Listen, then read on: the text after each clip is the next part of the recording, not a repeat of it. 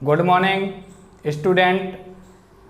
आज का जो वीडियो है ये कक्षा 11 बायोलॉजी के छात्रों का जो पहला पार्ट है सजीव जगत में विविधता और दूसरा पार्ट है जीवधारियों का वर्गीकरण। इससे संबंधित दो टॉपिक लेकर आए हैं और ये दोनों ही टॉपिक एग्रीकल्चर कक्षा 11 के छात्रों के लिए भी महत्वपूर्ण है जब वो कुल या फैमिली का अध्ययन करेंगे। तो दोस्तों स्टार्ट करते हैं। यहाँ पर सबसे पहले अपन देख लेते हैं वर्ग की या टैक्सोनॉमी किसे कहते हैं और इसके जो जनक हैं वो कौन हैं। तो वर्ग की या टैक्सोनॉमी, इसमें क्या करते हैं, सबसे पहले हमारे संसार में अनेक जीव जंतु हैं और असंख्य जीव जंतु होने के बावजूद सभी जीवों का अलग अलग अध्ययन करना नामुमकिन है। अतः जीवों को क्या करते हैं, उनका वर्गीकरण करते हैं, उनका नामकरण करते हैं। वर्गीकरण और नामकरण करने के पश्चात ही उनको छोटे बड़े समूहों में रखते हैं और उनका हम अध्ययन करते हैं जिससे हमें सरलता हो जाती है।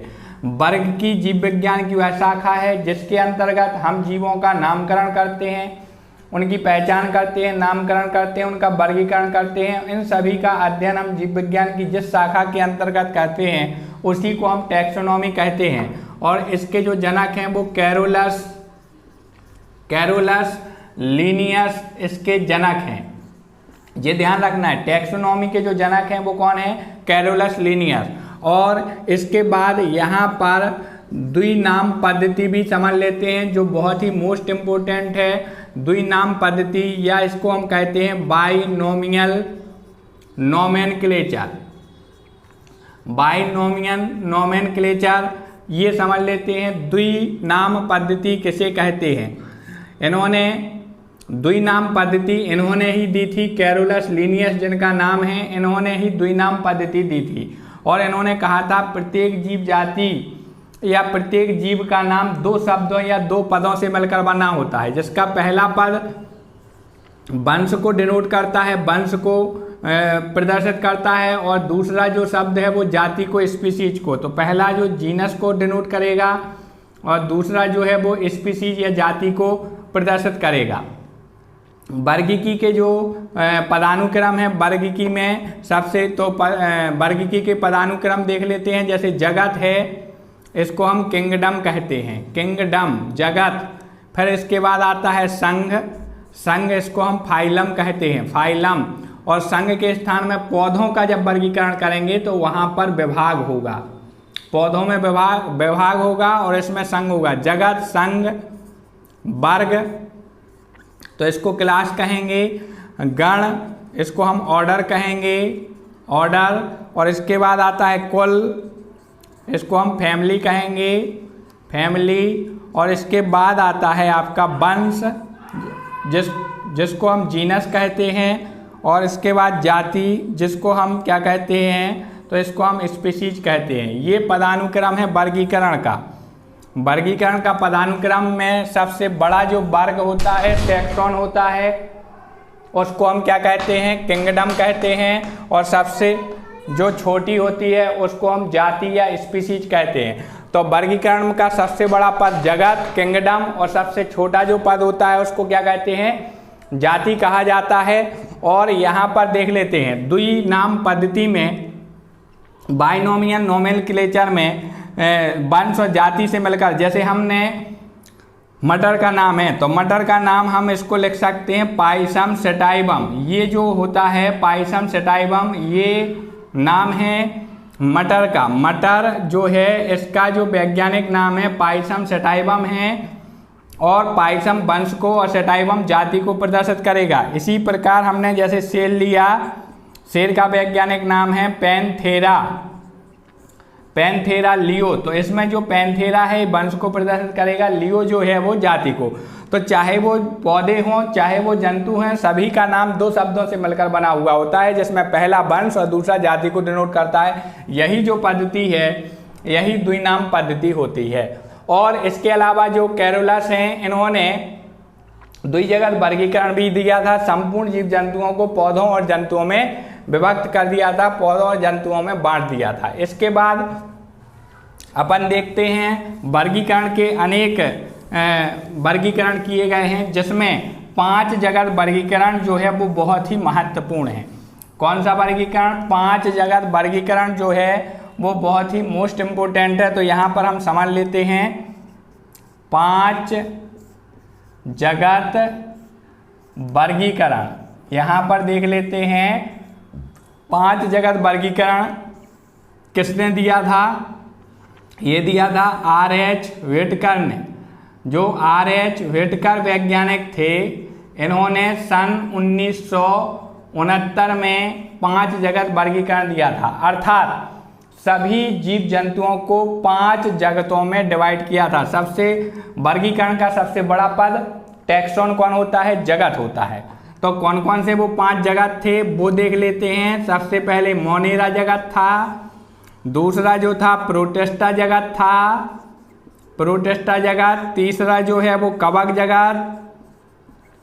चौथा जो जगत है उसको पादप जगत के नाम से जाना जाता है। और 5वां जो जगत है इसको हम जंतु जगत के नाम से जानते हैं। मोनेरा, प्रोटिस्टा, कवक। कवक को हम फंजाई के नाम से जानते हैं। पादप को हम प्लांटी के नाम से जानते हैं। और जो जंतु जगत है इसको हम एनिमेलिया के नाम से जानते हैं। तो ये 5 जगत वर्गीकरण मतलब सभी जीव जंतुओं को 5 जगतों में डिवाइड किया। मोनेरा, प्रोटिस्टा, कवक, पादप और जंतु। अब यहाँ देख लेते हैं किस जगत में किन जीवों को रखा गया है। तो यहाँ सबसे पहले मोनेरा, ये सबसे प्रारंभिक जगत है। इसमें सभी प्रिमिटिव जितने भी आदि मतलब प्रारंभिक जीव हैं उन सभी को मोनेरा जगत में रखा गया है। ऐसे जो जीव होते हैं वो एक कोशिकीय होते हैं, मतलब एक कोशिका वाले होते हैं। प्रोकैरियोटिक होते हैं। प्रोकैरियोटिक का मतलब होता है कि जिनमें केंद्रक विकसित नहीं पाया जाता है, जिनमें केंद्रक कला नहीं होती है। कोई विशेष ऑर्गन्स जैसे माइटोकॉन्ड्रिया, गोल्गी का ये वगैरह नहीं होते हैं, तो वो प्रोकैरियोटिक। एक कोश के प्रोकैरियोटिक जीवों को मोनेरा जगत में रखा गया है। इसके अंतर्गत जो एग्जाम्पल होगा कौन कौन से जीव आ जाते हैं, तो इसमें नीले हरे शैवाल आ जाते हैं। नीले हरे जो शैवाल हैं वो इसके अंतर्गत आ जाते हैं। जो जीवाणु हैं वो भी मोनेरा जगत के अंतर्गत रखे गए हैं। प्रोटिस्टा में जो जीव आते हैं वो कैसे होते हैं? एक कोशिकीय, मतलब उनका शरीर एक कोशिका का बना होता है। और यूकैरियोटिक होते हैं। कैसे होते हैं? यूकैरियोटिक होते हैं। यूकैरियोटिक का मतलब इनमें विकसित केंद्रक होता है, विकसित कोशिकांग माइटोकॉन्ड्रिया, गोल्गी वगैरह पाए जाते हैं। इनमें कौन से? इनका जो एग्जाम्पल है इनमें अमीबा है, पैरामीशियम है, ये वाले जो जीव हैं वो प्रमुख रूप से इनमें आ जाते हैं। और तीसरा चलते हैं कवक, फंजाई में बहुकोश के। यहाँ से जो जीव होते हैं वो कैसे हो जाते हैं? तो यहाँ से जो जीव हैं वो बहुकोश के हो जाते हैं और यूकैरियोटिक भी हो जाते हैं। यूकैरियोटिक और बहुकोश के हो जाते हैं। और इसमें अपन देख लेते हैं इसके अंतर्गत कवक में संपूर्ण जितने भी कवक हैं, जैसे म्यूकर है, म्यूकर कवक का नाम है। राइजोपस है वो भी इसमें आ जाएगा। ईस्ट है, ईस्ट एक कोशिकीय होने के बावजूद भी इसमें रखा गया है। तो बहुत सारे कवक हैं। कवक की जो कोशिका, कवक में कोशिका वृत्ति पाई जाती है लेकिन वो ग्लाइकोजन की बनी होती है, निर्मित होती है।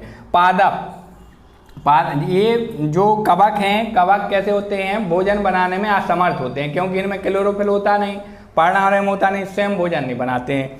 पादप कैसे होते हैं? तो पादप बहुकोशिकीय होते हैं, यूकैरियोटिक होते हैं, लेकिन ये कैसे होते हैं? स्वपोषी।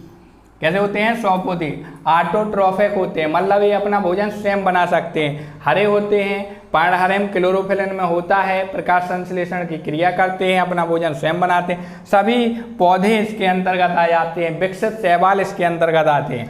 जंतु एनिमेलिया ये भी बहुकोशिकीय ही होते हैं, यूकैरियोटिक ही होते हैं, लेकिन कैसे होते हैं? विषमपोषी होते हैं। कैसे होते हैं?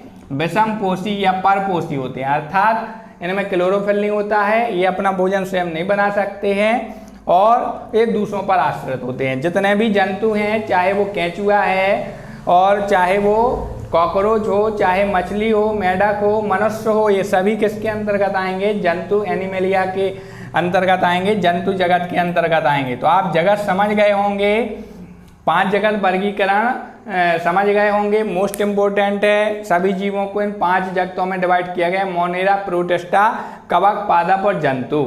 इसके अलावा हम आगे 2 टॉपिक हमने इसमें मोस्ट इम्पोर्टेंट बताए हैं, ज़्यादा इसलिए नहीं बताते हैं क्योंकि वीडियो लंबा हो जाएगा, अपलोड होने में दिक्कत होगी, इसलिए इसके आगे जो भी मोस्ट इम्पोर्टेंट टॉपिक होगा वो हम अगले वीडियो में लेकर आएंगे।